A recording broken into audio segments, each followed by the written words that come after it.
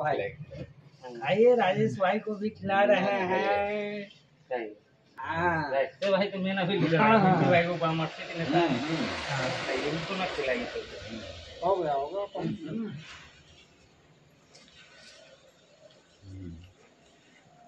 चलिए, वो EW है, सीधर आ जाओ। नमस्कार, आप देख रहे हैं नया बिहार न्यूज़। मैं अमित विक्रम।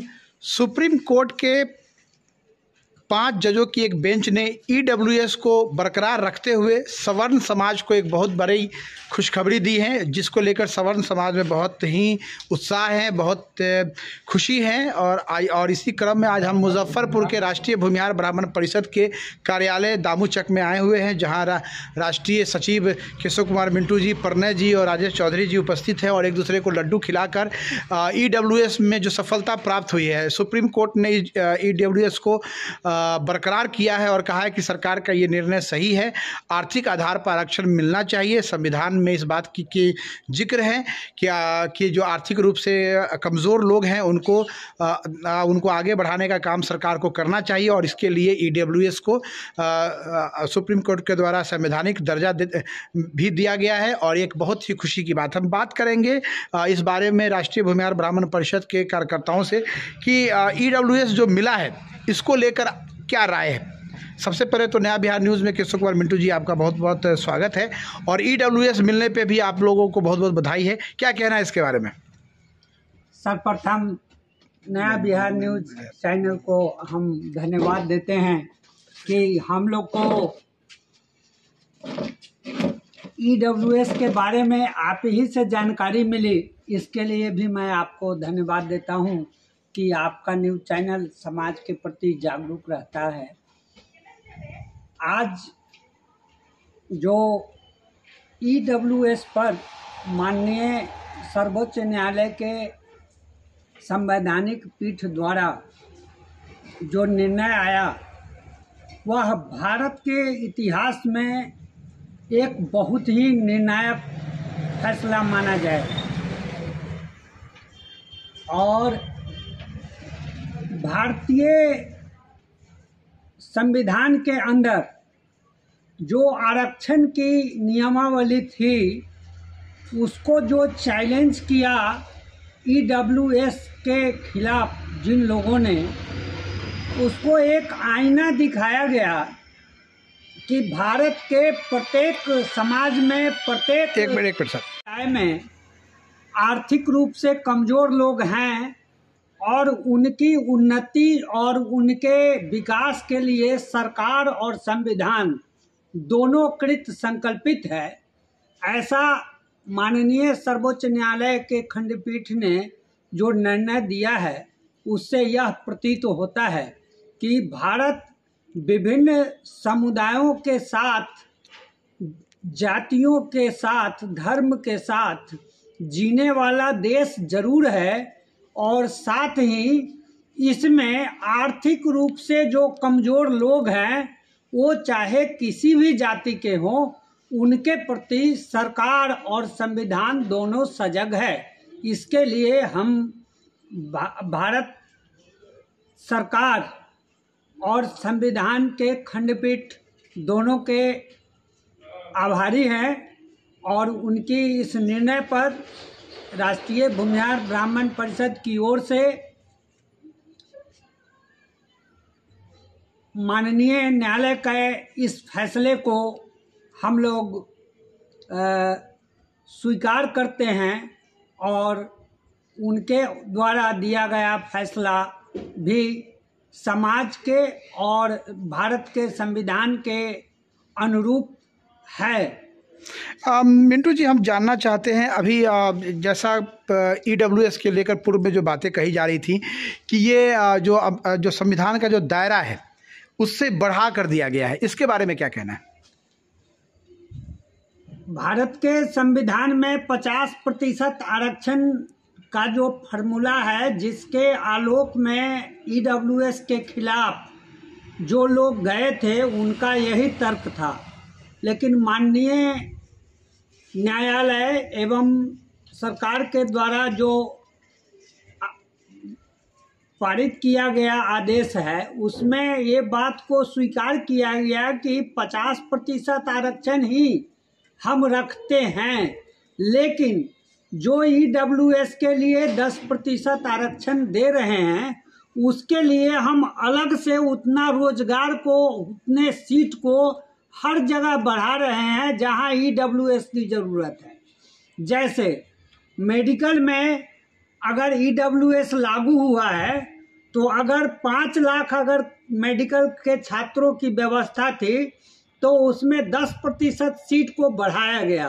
अगर किसी सरकारी विभाग में ईडब्ल्यूएस के अधीन नौकरियां दी जा रही है तो पहले से जिन जातियों के लिए जो आरक्षित वर्ग थे उनको ख्याल में रखते हुए उनके कोटा में कोई छेड़छाड़ नहीं किया गया और अलग से उस नियुक्ति के संख्या में ईडब्ल्यूएस का जो प्रतिशत बन रहा था उतना संख्या बढ़ा दिया गया ताकि भारत के किसी भी जाति धर्म संप्रदाय के लोगों को यह महसूस न हो कि हम में से काटकर ईडब्ल्यूएस वाले लोगों को दिया गया।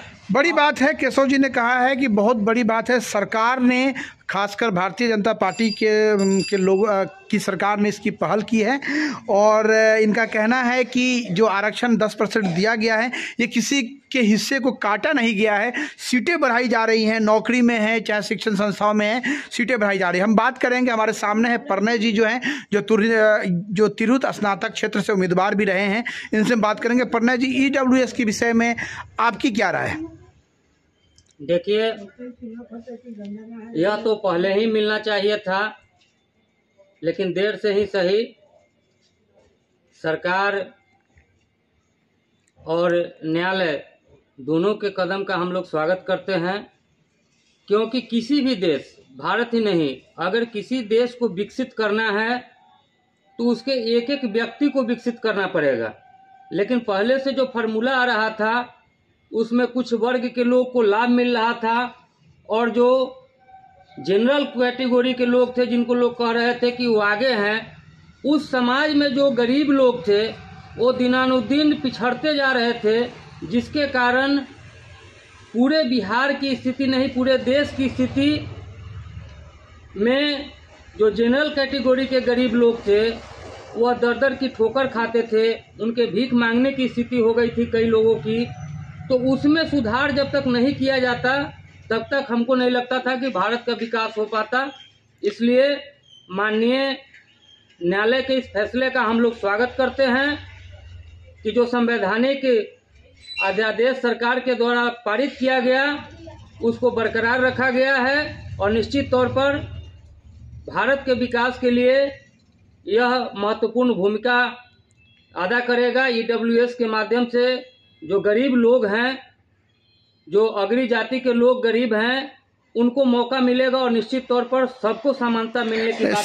श्रेय किसको देंगे? भारतीय जनता पार्टी को देंगे या सुप्रीम कोर्ट को देंगे? आज हम सुप्रीम कोर्ट के फैसला से एक बात जो मेरे समझ में आई है, जो उसमें एक बात आया कि जैसे ईडब्ल्यूएस में जातियों का उल्लेख किया हुआ है तो हम चाहेंगे, चूँकि हम बिहार में हैं, तो बिहार में जो वर्तमान सरकार है उससे हम चाहेंगे कि ईडब्ल्यूएस में जो जातियां हैं बिहार के अंदर उसे वो चिन्हित करे और संवैधानिक तौर पर कैबिनेट से पास करा के उसका अधिसूचना जारी करे, तभी मैं मानूंगा कि ये बिहार सरकार जो है वो ईडब्ल्यूएस के प्रति माननीय न्यायालय एवं केंद्र सरकार के जो फैसला है उसके प्रति ये सशक्त है। मिंटू जी का कहना है कि बिहार सरकार भी जो ईडब्ल्यूएस लागू करेगी उसमें जातियों को चिन्हित करे। हमारे सामने राजेश चौधरी जी हैं, सामाजिक कार्यकर्ता, इनसे भी हम बात करेंगे। राजेश जी, ईडब्ल्यूएस आरक्षण जो सवर्णों को मिला है, गरीब सवर्णों को मिला है, आर्थिक रूप से जो सवर्ण समाज पिछड़े हुए हैं, एक ऐतिहासिक फैसला है, श्रेय किसको देना चाहिए, भारतीय जनता पार्टी या सुप्रीम कोर्ट? सबसे पहले आपके इस चैनल को साधुवाद, बधाई कि हम लोग के बीच एक बेहतरीन मुद्दा को लेकर के आए। हमारे बुद्धिजीवी वर्ग आपको विचार दिए हैं। श्रेय जहाँ तक इस विषय पर सोचने की बात थी, तो जो ग्राउंड में जब जाते हैं, समाज के विभिन्न क्षेत्रों में जाते हैं, तब हमको दशा और दुर्दशा दिखता है कि जो जिन्हें कहते हैं लोग कि सवर्ण जाति, तो उच्च जाति, तो ये जाति, उनके बीच के गरीब लोगों को जो आप देखेंगे तो आपको दिख जाएगा पुअर और रिच के बीच का डिस्टेंस कितना है। कहीं ना कहीं जो वर्तमान केंद्र सरकार है, इसकी एक भूमिका रही है कि वो सोचा कि एक इकोनॉमिकली वीकर सेक्शन जो है, उस तरह के लोगों को चिन्हित किया जाए और उससे कुछ लाभ मिले। मतलब भारतीय जनता पार्टी को इसका श्रेय दे रहे हैं। अभी सुप्रीम कोर्ट ने जो ये फैसला दिया है, हम उनको भी समर्थन करते हैं और उनके इस फैसले से हम लोग बहुत खुश हैं कि उन्होंने इसे बरकरार रखा है। और फिर वही जो उस कैटेगरी के लोग जो बहुत ही गरीब थे, कहीं ना कहीं उनका सिचुएशन जो था, जो आप देखेंगे तो फिर बहुत पेनफुल सिचुएशन में रहते। नहीं सर, स्पष्ट हम जानना चाहते हैं किसको श्रेय, भारतीय जनता पार्टी को या सुप्रीम कोर्ट या दोनों को? नहीं, जाहिर सी बात है, जो इस EWS को लाए हैं उनको हम लोग देंगे। मतलब जो लाए हैं उनको श्रेय मिलना चाहिए, जो लाए हैं उनको श्रेय मिलना चाहिए। प्रणव जी से जानेंगे, जो लाए हैं उनको श्रेय देंगे? देखिए, जो स्वागत योग्य कदम है, चाहे जिस पार्टी के द्वारा लाया गया है, हम लोग पार्टी दल में विश्वास करते हैं, लेकिन निश्चित तौर पर समाज से बढ़ के न कोई पार्टी है न कोई दल है। तो सामाजिक संरचना को मजबूत करने का जिसके द्वारा भी पहल किया जाता है, उसका हम स्वागत करते हैं। बहुत बड़ी बात है। ये प्रणव जी का कहना है कि सामाजिक स्तर पे जो भी दल काम कर रहे हैं, जो मजबूत करने का काम कर रहे हैं, हम उनके साथ हैं, दल कोई भी हो। EWS की खुशी है समाज में, क्योंकि ये लगातार मतलब चैलेंज किया जा रहा था, इसको कोर्ट में चैलेंज किया जा रहा था, और आज कोर्ट की 5 जजों की बेंच ने इसको स्पष्ट कर दिया कि EWS जो है वो समाज के लिए बहुत ज़रूरी है, खासकर सवर्ण समाज में जो पिछड़े लोग हैं उनके लिए बहुत ज़रूरी है। और इसमें किसी की हकमारी नहीं हो रही है। ये जो आरक्षण पहले से बरकरार है उसको रखा गया है, ये नया जोड़ा गया है, इसमें सीटें बढ़ाई जाएंगी, नौकरी बढ़ाई जाएंगी। तो कहीं ना कहीं देश और समाज में तरक्की के लिए एक नई कहानी लिखी जा रही है। नया बिहार न्यूज़ से बात करने के लिए राष्ट्रीय भूमिहार ब्राह्मण परिषद के कार्यकर्ताओं का बहुत बहुत धन्यवाद।